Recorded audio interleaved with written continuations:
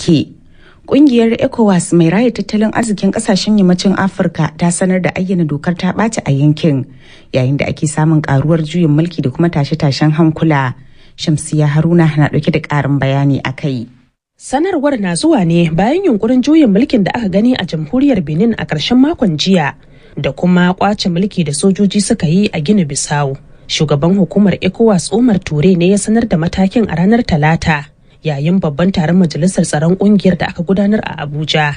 Sanarwar ta ce an kira taron ne saboda karuwar yunkurin juyin mulki da sojoji ke ci gaba da yi musamman a kasashen yammacin Afirka. Ture ya ce waɗannan abubuwa sun nuna buƙatar gaggawa ta yin tunani musamman game da makomar dimokuraɗiyya a ƙasashen nahiyar da kuma ƙarfafa sha'anin tsaro ga al'ummar wannan yanki. Baya ga sabbin matakan soja ya ambaci wasu manyan matsaloli da suka yi wa yankin katutu musamman batun rashin bin ƙa'idojin garan bawul a Gini da yi wa ɓangaren zaɓe karan tsaye da ƙaruwar tasirin 'yan ta'adda da ƙungiyoyin masu aikata laifuka baya ga matsalar rashin haɗin kai a tsakanin al'ummomin nahiyar. Gwamnatin Faransa ta tabbatar da bayar da bayanan sirri da tallafin kayan aiki domin taimakawa Benin wajen dakile yunkurin juyin mulkin da aka yi a kasar a ranar. Gaban kasar ta fitar ta ce kasar ta bayar da wannan gagarumar gudunmawa ne bayan samun bayanan sirri na cewa sojoji sun kammala shiri tsaf na kifar da gwamnati da sojojin sun samu nasara.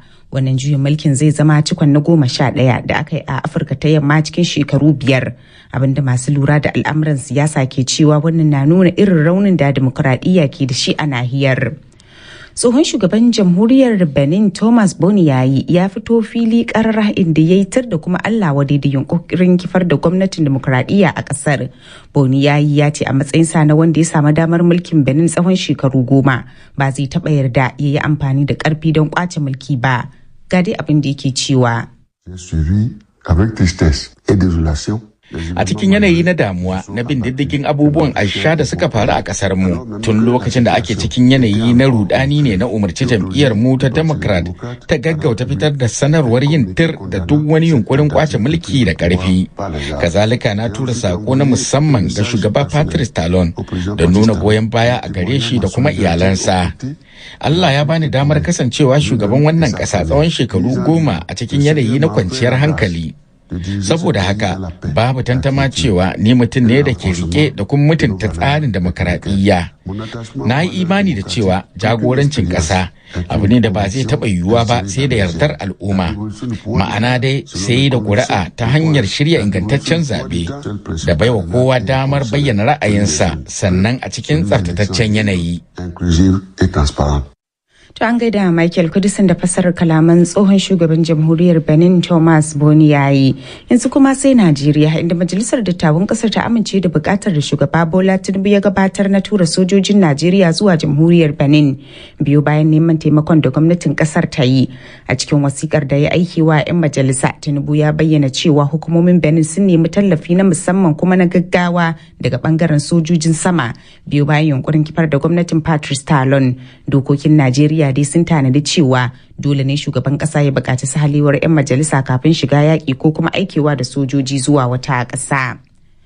Hukumar kula da zirga-zirgar jiragen ƙasa ta Najeriya ta roƙi fasinjojin da ke amfani da jirgin ƙasa na Abuja zuwa Kaduna da su ƙara haƙuri, tana mai cewa tsaikon da ake fuskanta a ayyukan jirgin na wucin gadi ne. Daraktan hukumar Dr. Kayode Ofifa shi ne ya bayyana hakan a cikin wata sanarwa da ya fitar a ranar Talata biyu bayan koke-koken jama'a kan raguwar yawan jigilar jiragen. Ya kara da cewa hanyar Abuja zuwa Kaduna na daga cikin yankunan da hukumar ke baiwa muhimmanci wajen jigila.